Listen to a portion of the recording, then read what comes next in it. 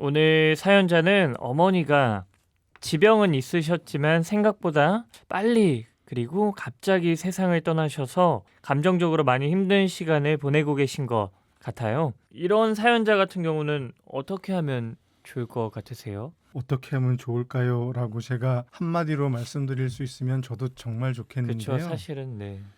이런 지금 부모님을 갑작스럽게 특히 이제 어머님을 네. 잃으신 분이라고 하는데 혹시 이분이 지금 자매님이실까요? 네, 맞습니다. 그러시군요. 그렇다면 어머니와 딸과의 관계 안에서 지금 어머니를 갑작스럽게 죽음이라는 그 사건으로 사별 사건으로 네네. 상실의 경험을 하고 있는 상황인데 네네. 이 상황을 어떻게 하면 좋을까요? 라고 한마디로 대답할 수는 없다고 생각해요. 그건 맞는 것 네. 같습니다. 일단은 저는 이분 사연을 들으면서 저의 경험을 떠올리지 않을 수가 없었어요. 네네. 신부님께서는 이제 부모님 두 분 다 건강하게 살아계시다고 하시는데 네네. 저는 아버님, 어머님 두 분 다 이제 돌아가셨거든요. 네네. 지금 우리 자매님께서 보내주신 사연으로 엄마가 갑자기 돌아가셨다라는 그 말씀을 들으면서 저는 어머니가 갑자기 돌아가신 그 경험을 했는데 네. 그 경험을 바로 떠올렸어요. 어. 벌써 20년이 다 돼가네요. 2003년이니까 네네. 19년 됐군요. 저는 어머니께서 자살로 돌아가셨어요. 네네. 그날 2003년 4월 6일입니다. 일요일이었는데 갑자기 경찰에서 아침에 전화가 왔어요. 네네. 어머니가 돌아가셨다고 해서 저는 장난 전화인 줄 알았거든요. 그런데 가만히 얘기 들어보니까 맞는 거예요. 네, 그때부터 저는 기억이 별로 없어요. 그리고 경찰이 가르쳐준 부모님, 어머님 시신이 모셔져 있는 병원까지 그러면 안 됐는데 뭐 정신이 하나도 없으니까 그냥 제 차를 운전해서 갔어요. 근데 저 그 기억이 하나도 없어요. 그리고 이제 그 냉동 시신 보관소죠. 네네. 거기서 냉동고 안에서 나오는 어머니를 이렇게 뵀을 때 그냥 세상이 다 무너진 것 같은 네네. 모든 게 다 뒤죽박죽 그런 경험을 했죠. 그리고 나서 굉장히 힘든 시간을 한 1년 가까이 아니요 뭐 1년이라고 말하기도 어려울 것 같아요. 그 네. 얼마나 더 길었는지 모르는데 제가 굉장히 발버둥 치면서 버텨냈던 시간은 한 1년 정도였던 것 같습니다. 그래서 그때가 떠올랐어요. 그래서 지금 이 자매님이 너무 괴롭다고 하시는 그 말씀을 정말 그냥 머리로 이해하는 거 아니고요. 제 마음이 공감. 그냥 그대로 그 괴로움이 저 안에 들어와요. 이렇게 급하게 갑자기 돌아가셨으니까 첫 번째로 네네. 작별 인사를 못 하셨을 거잖아요. 저도 그랬는데 음. 그 마지막을 함께 하지 못했다라는 죄책감과 음. 거기에 대한 미련이 너무 괴로우실 거예요. 그래서 고통과 그 슬픔, 비탄 속에 지금 잠겨 있을 거라고 생각합니다. 그래서 미사도 매일 드리고 묵주기도도 매일 드린다고 했었는데 너무도 당연하죠. 네네. 저도 그랬고 네. 정말 매일매일 기도를 드렸고 저는 장례미사를 그렇게 쫓아다녔어요. 장례미사는 다 다니고 네. 시간이 되면 장지까지도 쫓아다녔어요. 그러니까 뭔가 내가 어머니 영혼을 위해서 하고 싶은 어떤 것들이 있었는데 그게 기워 갚는다? 일종의 보속행위라는 생각이 들었어요. 내가 생전에 어머니께 못 해드렸던 네네. 그것들을 이거라도 내가 좀 해야 그래야 버틸 수 있을 것 같아서 보니까 자매님도 봉사, 기부, 헌혈 지금 뭐 할 수 있는 것들은 다 하고 계신 것 같아요. 네. 그래서 그게 어떤 마음이고 어떤 그 간절함이 어떤지 너무도 이렇게 잘 느껴지고요. 네. 이 말씀이 되게 좀 들어왔어요. 엄마가 천국에서 저를 보고 계실까요? 라고 이렇게 질문하셨는데 네네. 아직 어머니를 떠나보낼 수 없는 거죠. 그래서 지금 나와 함께 현실 안에는 같이 있지 않지만 그 어머니가 나를 보고 계시다라는 것으로 그 어머니의 빈자리를 채우고 싶은 마음이 그대로 드러나고 있어요. 아직도 어머니와 함께하고 싶은 그 마음이 있는 거죠. 주님께 좀 섭섭하다는 말씀하셨는데 그렇죠. 하느님께 원망이 드실 거예요. 원망하셔야죠. 네. 당연히 원망해야지. 그 원망이 드는데 원망 안 하면 못 버티죠. 네. 그리고 마지막에 아직 믿어지지 않습니다라는 이 말씀도 이미 어머니가 안 계신 건 현실이지만 그걸 아직 받아들일 마음의 준비는 아직 안 됐어요. 갑자기 돌아가셨으니까 더더욱 더 그렇죠. 이제 한 달 되셨잖아요. 네네. 어머니가 아직 내 곁에 계시지 않다라는 현실이 네. 현실로 지금 다가와 있지 않을 것 같아요. 어머니와 딸의 관계는 조금 특별하다고 볼 수 있어요. 저는 이제 아들로서 어머니와의 관계가 있었지만 지금 이 자매님은 어머니와 딸이라고 하는 그 모녀 관계는 굉장히 좀 유착되어 있고 동일시적인 관계들이 강하거든요.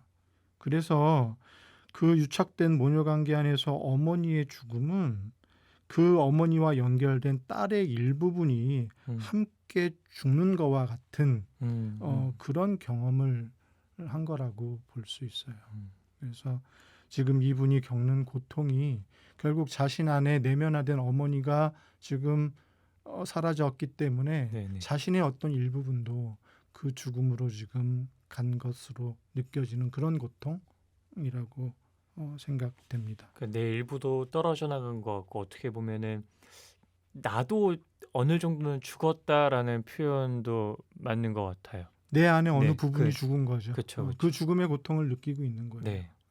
그래서 어쩌면은 그 미안함도 있을 거고 또 그 빈자리를 채우기 위한 노력들을 하고 계신 거죠. 뭐 봉사, 기부, 헌혈 이렇게 내가 좋은 걸 하면은 하늘에 계신 어머니가 나를 보고 좀 기뻐하시지 않을까 하는 모습들인데 근데 정말 이렇게 여러 가지 일들을 하는 행동들이 그 빈자리를 채우는 데 도움이 많이 되는 행동인 건가요? 그게 그럴 수도 있고 또는 아닐 수도 있는데요. 네네. 그럴 수 있는 건 아까 제가 이제 말씀드렸던 전념 행동의 하나라고 본다면 그 부분 되게 중요하고요. 근데 자기가 하는 그 행동 자체에 어떤 의미를 부여하느냐에 따라서는 굉장히 도움이 되기도 하고 그런데 이제 한편으로는 이게 그런 고통을 회피하기 위한 방법으로만 쓰이는 거라면 꼭 좋다고 말씀드릴 수는 없죠. 지금 이제 사별을 하신 분들이 겪는 어떤 단계는 첫 번째가 이제 그 사별 사건이 있잖아요. 그러면 남겨진 사람들이 겪는 건 당연히 슬픔과 비통함이에요. 그렇죠. 그 감정이 먼저 있고 그 감정들은 나한테 굉장한 고통을 가져오는데 그 고통을 견뎌내는 과정이 이제 시작이 돼요. 그걸 우리는 애도라고 부릅니다. 그 애도의 과정은 이제 긴 시간이 소요가 될 수도 있는데 뭐 어떤 학자들은 뭐 최소한 1년, 뭐 길게는 3년이나 돼야 그 애도가 완성된다라고 말하는 분들도 계셔요. 근데 뭐 일률적으로 1년, 3년 이렇게 정할 수 있는 건 아니고 애도의 기간은 생각보다 사실은 꽤나 긴데 그래도 1년 정도 우리가 애도를 할 수 있는 시간들이 충분히 주어지는 건 사별을 경험한 사람에게 매우 중요한 부분이라는 생각이 듭니다. 그래서 그 애도의 기간 동안 충분히 슬퍼하면서 고통을 견뎌내는 그 과정들이 어쩌면 이걸 지금 막 경험하신 분한테는 이 말이 좀 안 와닿을 수 있는데 새로운 어떤 창조로 삶으로 나아갈 수 있는 그런 초석 디딤돌이 될 수 있다고 생각합니다. 그래서 제가 그 애도라고 하는 부분을 조금 어떻게 말을 전하면 좋을까 하고 고민을 하다가 김현경 작가라는 분이 좋은 이별이라는 에세이를 쓰셨는데 거기에 쓰신 글 하나를 그냥 한 문장을 말씀드리고 싶어요. 네네. 꼭 이분에게뿐만 아니라 이 방송을 들으시는 그쵸, 분들에게도 좀 도움이 되기를 바라는데, 애도 작업은 내면에서 작용하는 낡은 삶의 플롯, 어린 시절에 머물고 있는 내면의 자기를 함께 떠나보내는 일이다 라는 말을 하셨는데, 네. 저는 이 말이 굉장히 가슴에 와 닿았거든요. 음. 그러니까 애도 작업은 돌아가신 분을 떠나보내는 일이기는 한데, 네. 그 안에 실제 일어나는 일들은 그 분을 떠나보내는 것과 함께 내 안에 있는 내면의 자기, 낡은 삶의 플롯, 어린 시절에 머물고 있는 나의 추억들에 있는 그 내면의 자기를 함께 떠나보내는 일이다. 근데 얼마나 힘들고 고통스럽고 아쉽고 미련이 남고 오랜 시간이 걸리는 일일까라는 생각이 드네요.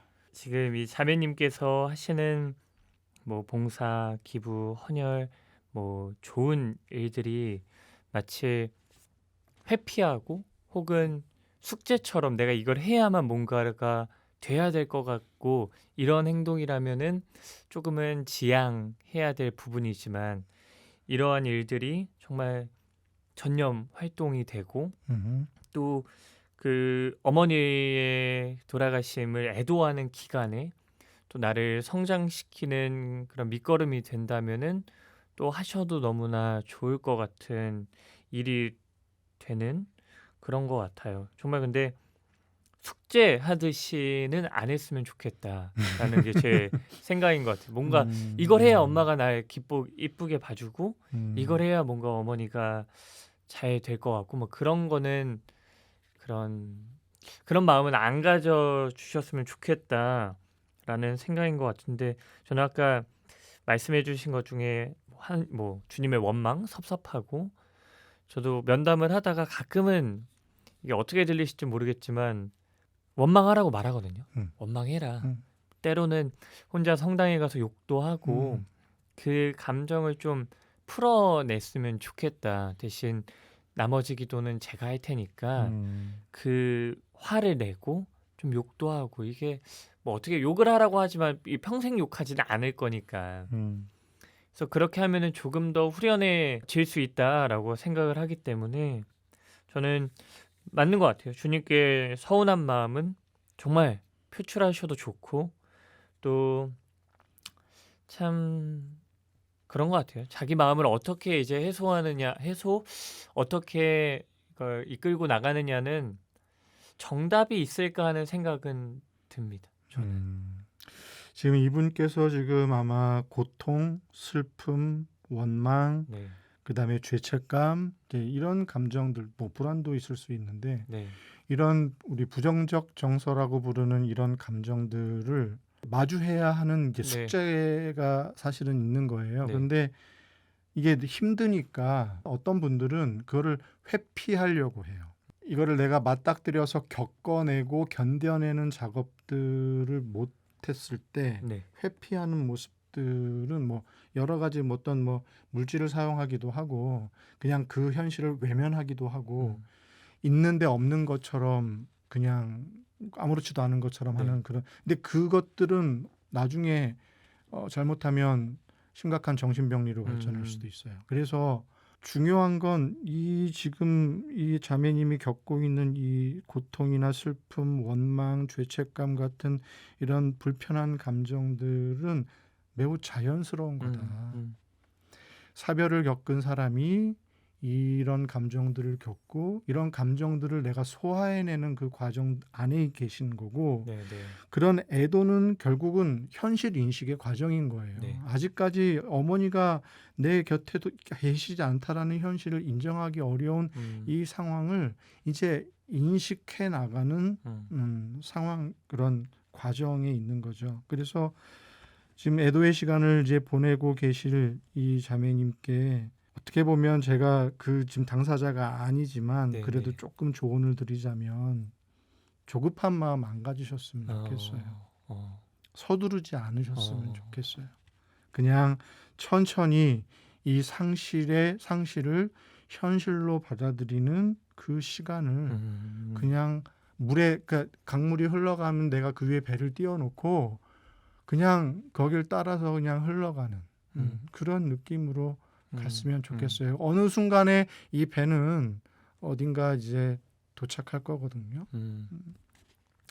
근데 이제 그게 고통스러우니까 그 그쵸, 시간을 그쵸. 겪는 게 고통스러우니까 그 시간 동안에 좀 버텨내기 위해서 할 수 있는 몇 가지 팁을 좀 네. 드리면 일단은 내가 그 슬픔의 시간을 갖는 거 일단 중요하고요. 네네. 그러니까 슬퍼하세요. 중요한 건 슬퍼하는 거 슬프면 슬퍼해야 돼요.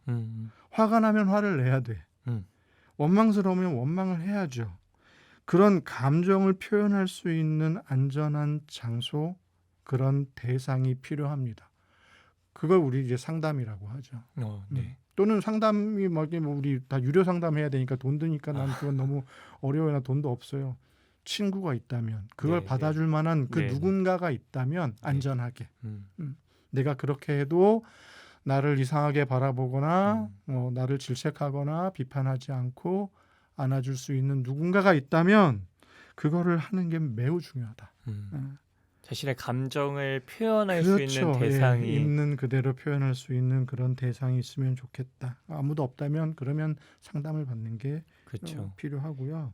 그 다음에 세 번째로는 하루하루 보낼 수 있는 그러니까 하루하루를 보내는 거죠. 내가 보낼 수 있는 표면적인 계획을 세우고 그 계획이 이루어지든 안 이루어지든 상관없이 그 계획에 전념을 하는 거예요. 전념 활동 아까 제가 말씀드렸던 전념 활동을 하는 거죠.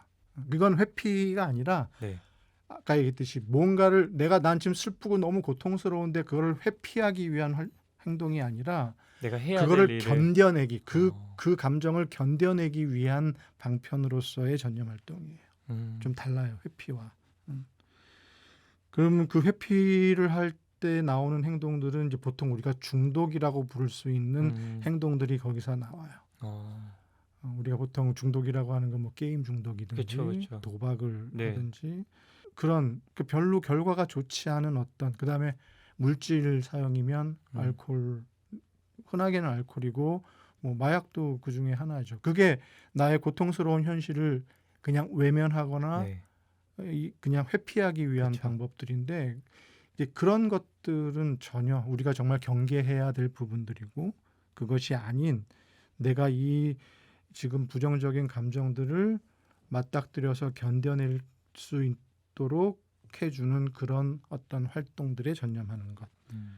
그리고 이제 할 수 있다면 조금 더 나가서 내가 잘 먹고 그다음에 친구도 만나고 잘 쉬고 운동하는. 근데 이거 처음엔 잘 안 돼요. 죄책감이 너무 강해서. 내가 이래도 되나? 그렇지. 내가 어머니를 잃은 지가 얼마 되지도 않았는데 이래도 되나 하는 마음 때문에 잘 못하실 텐데 그 당장 하라는 말씀 아니에요. 근데 언젠가는 그렇게 내가 잘 버티다 보면 내가 잘 먹어야겠다. 또 내가 잘 버텨야겠다라는 어떤 그런 자연스러운 부분으로 이런 것들을 할 수 있으면 좋겠어요. 그래서 그런 죄책감이 들 때 괜찮다. 토닥토닥 나에 대한 토닥토닥들을 좀 해주시면 좋을 것 같다. 뭐 그런 생각 드네요. 그러니까 정말로 딱 그 팀장님께서 말씀해주신 것 중에 막 봉사기부 헌혈 이렇게 남 돕는 거 많이 하신다고 했는데 정말 조급함을 느끼시는 것 같다는 걸 저도 좀 느끼는 것 같아요. 정말 이 기간이 말 그대로 1년이면 1년, 3년이면 3년인데 너무 단기간 안에 이 감정들을 막 이렇게 하려고 하는 모습들도 보이는 것 같고 참 이게 어떻게 보면 이 감정을 솔직하게 표현하지 못하는 방법 중에 하나인 것 같다는 생각도 조금은 드는 것 같습니다. 이게 참 슬프면 슬프다고 해야 되는데 괜히 맞아요. 봉사해서 좋은 모습 보여줘야 되고 괜히 기쁜 얼굴 해야 될 것 같고 웃는 얼굴 보여줘야 될 것 같고 또 사실 기부나 헌혈 같은 경우는 정말 급하게 한다는 느낌은 조금은 저도 들었거든요. 이 헌혈은 특히나.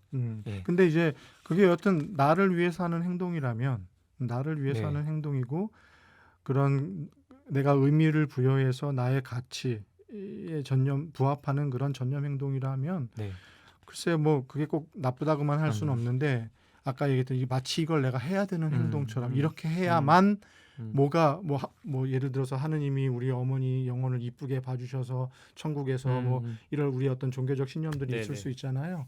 그런 강박적인 어떤 행동이지 않았으면 좋겠다라는 생각은 좀 듭니다. 정말 이 가족의 죽음으로 이제 우리가 애도의 시간을 갖는데 갔다가 이거 다 허무하다.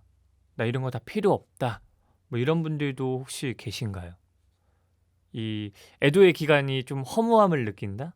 뭐 예를 들어 뭐 이분 같은 경우는 안 그렇지만 하느님이 원망스럽고 섭섭하니까 아, 내가 믿는 신앙이 다 의미가 없구나. 얼마 전인가 이제 주일학교 친구 이제 할아버지가 돌아가서 병원에 갔었는데 애가 그러는 거예요. 이제 엄마도 그렇게 열심히 봉사하고 할머니도 그렇게 열심히 했는데 이게 왜 이렇게 빨리 돌아가셨냐. 이거 아무 그런 의미 없는 거 아니냐. 뭐 그럴 수도 있고 아니면은 더 나아가서 아, 이렇게 삶이 무의미하고 허무하다면 내 삶도 그냥 허무하게 끝내고 싶다? 뭐 이런 분들도 혹시 계신가요? 이렇게 상담을 하시다 보면. 네, 그렇죠. 아까 말씀드린 것처럼 가족, 특히나 내가 사랑하는 가족, 뭐 우리 부모님, 우리 이제 뭐 특히 이제 정신 분석, 정신 역동이라고 하는 부분 안에서는 부모는 자식한테 내면화되어 있거든요. 네. 그러니까 내가 사랑하는 부모님이 돌아가셨다라는 건 결국 내 내면의 상실이에요. 그 내면의 상실을 경험한다라는 건 허물을 경험하게 되는 그쵸. 거고, 그 허물을 경험한 부분에서는 이제 우리가 보통 얘기하는 우울감 또는 네. 그것이 병증으로 발전하면 우울증이 되는 거고, 네. 그 결과들이 이제 자살로 이어진다라고 하는 것들은 굉장히 자연스러운 이론적 규결이고 또 실제로도 그런 것들을 보게 되죠. 사실은 아까 이제 제가 저희 어머니 자살을 네네. 돌아가신 거 말씀드렸는데 정말 어머니 신앙 대단하신 분이었어요. 네. 그래서 정말 그 신앙으로만 보자면 뭐 저도 신앙심이 꽤나 제 나름대로 자부심이 있었었는데 그 발바닥도 쫓아가지 못할 그런 분이 자살로 돌아가셨다라는 걸 인정할 수도 없었고 그게 이제 자살이라는 것이 우리 교회 안에서는 여전히 죄처럼 이렇게 느껴지니까 그래서 장례미사 치르는데도 뭐 거의 이게 굉장히 힘들었어요. 사실은 거짓말을 했단 말이에요. 네네. 자살로 돌아가셨으면 장례미사를 이렇게 조금 못 드리잖아요. 그 모든 교우들을 모아놓고 드리는 장례미사는. 그러니까 그런 부분들을 막 겪으면서 굉장히 괴롭고 힘들었고 그래서 이제 저한테도 사실은 문제가 와서 저도 그 1년 동안에는 이제 자살 충동과 자살 생각으로 힘든 시간들을 보냈었는데 그래서 다행히 이제 주변에 뭐 제 지인들 한두 분이 저를 그냥 아주 무식한 방법으로 도와주셨어요. 제가 죽고 싶어 한다라는 거를 알고서는. 그래서 그 경험을 통해서 되게 고마웠거든요. 그분들이. 그러니까 아마 그분들이 그렇게 도와주지 않았다면 글쎄요. 제가 어떻게 됐을지 모를 상황이었는데 그분들 덕분에 하여튼 제가 살아남게 됐고 그리고 나서는 이제 저도 이제 버틴 거죠. 자살 유가족들이 우리가 이제 뭐 지금은 이제 자살이 초점은 아닙니다만 그런 상실의 경험을 하게 됐을 때 자살을 생각하는 분들도 생길 것이고 또 그것으로 자살까지는 아니더라도 굉장히 심리적으로 고통받는 분들이 있겠죠. 그런 분들이 아까도 얘기했듯이 그런 애도의 시간들을 자신의 능력으로 충분히 감당할 수 있으면 정말 좋겠는데 그렇지 못한 분들도 계세요. 그렇다면 이제 전문가의 도움을 받아야죠.